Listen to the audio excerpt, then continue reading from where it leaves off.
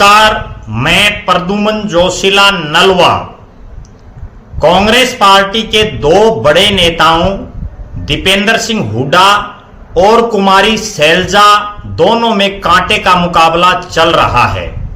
जी हां, दोनों ही कांग्रेस पार्टी की तरफ से हरियाणा प्रदेश की दो अलग अलग लोकसभा क्षेत्रों रोहतक और सिरसा से चुनावी मैदान में हैं और कांटे का मुकाबला इन दो बातों का चल रहा है कि कौन सा प्रत्याशी कितने वोट लेता है, कौन सा प्रत्याशी कितने वोटों के अंतर से चुनाव जीतता है।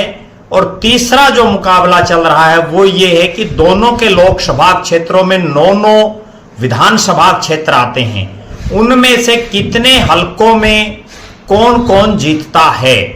जी हां, कांग्रेस पार्टी जो हरियाणा प्रदेश में 10 लोकसभा की सीटें हैं उनमें 2 सीटों को शुरू से ही सेफ मान करके चल रही है और ये 2 सीटें हैं चौधरी भूपेंद्र सिंह हुड्डा का जो गृह क्षेत्र है रोहतक लोकसभा और कुमारी शैलजा के पिताजी चौधरी दलबीर सिंह जिस क्षेत्र से कई चुनाव जीते उसके बाद कुमारी शैलजा जीती वो क्षेत्र सिरसा का।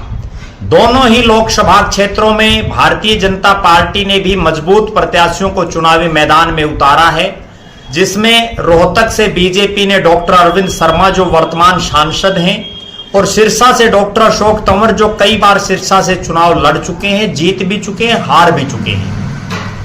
अब इन दोनों सीटों पर जो मुख्य बात दिखाई दे रही है वो ये है कि दोनों ही क्षेत्रों में रोहतक में चौधरी भूपेंद्र सिंह हुड्डा और उनका पूरा परिवार एडी चोटी का जोर लगाए हुए है कि कितने ज्यादा वोट दीपेंद्र हुड्डा को इस क्षेत्र में पड़ेंगे। दूसरी बात, चौधरी भूपेंद्र सिंह हुड्डा के जितने समर्थक है पूरे हरियाणा के वो भी पूरा जोर लगाए हुए हैं सिरसा लोकसभा क्षेत्र को ज्यादा से ज्यादा वोटों से जिताने के लिए।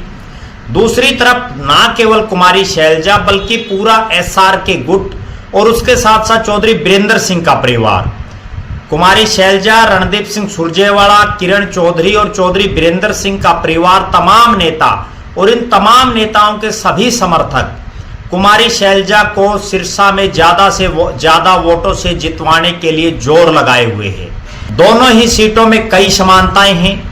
पहली समानता तो यह है कि पिछली बार दोनों ही सीटों से कांग्रेस चुनाव हार गई थी।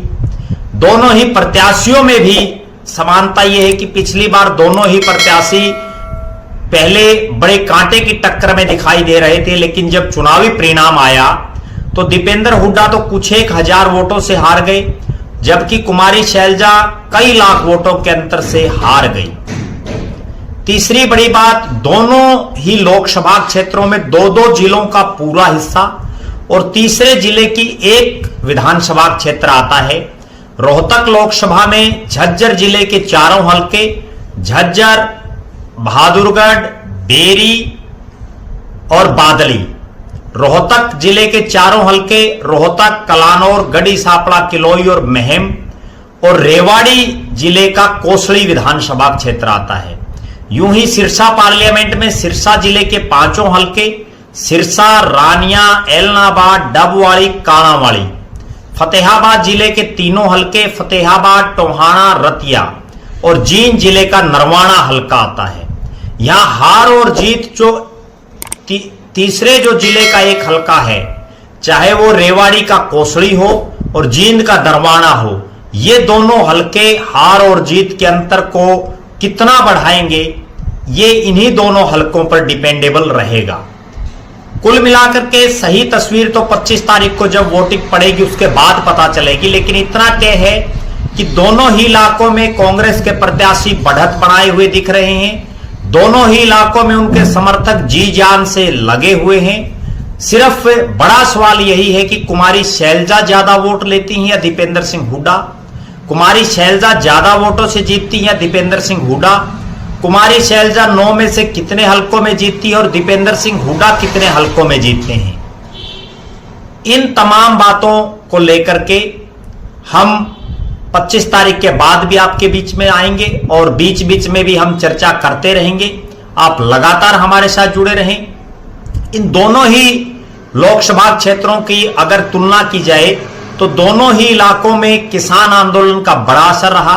सिरसा जो कि राजस्थान और पंजाब के साथ सटी हुई लोकसभा क्षेत्र है, वहीं जो रोहतक लोकसभा दिल्ली के साथ बिल्कुल लगता हुआ इलाका है, और बहादुरगढ़ जो टिकरी बॉर्डर है बहादुरगढ़ से आगे, वहां जो है किसान 13 महीने बैठे रहे।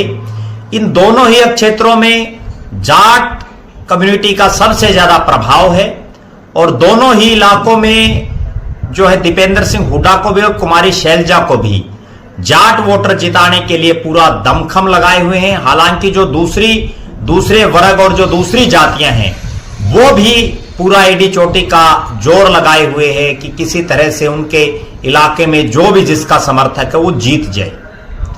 हम लगातार दोनों ही लोकसभा क्षेत्रों और दोनों ही नेताओं की तमाम राजनीतिक गतिविधियों पर नजरें रखे हुए हैं। दोनों को ही मुख्यमंत्री पद का एक मटेरियल माना जाता है। एक तरफ चौधरी भूपेंद्र सिंह हुड्डा और बहुत से युवा समर्थक दीपेंद्र सिंह हुड्डा को मुख्यमंत्री बनाने की मांग रख रहे हैं। दूसरी तरफ कुमारी शैलजा के जितने समर्थक हैं वो कुमारी शैलजा को भी मुख्यमंत्री का चेहरा मान रहे हैं। हम लगातार आपके बीच में इन दोनों नेताओं के ऊपर जो है चर्चा करते रहेंगे। आप हमारे साथ बने रहें।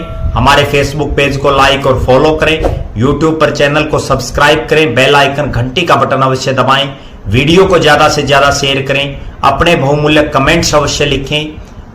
बहुत बहुत धन्यवाद। आपका अपना प्रद्युमन जोशीला नलवा।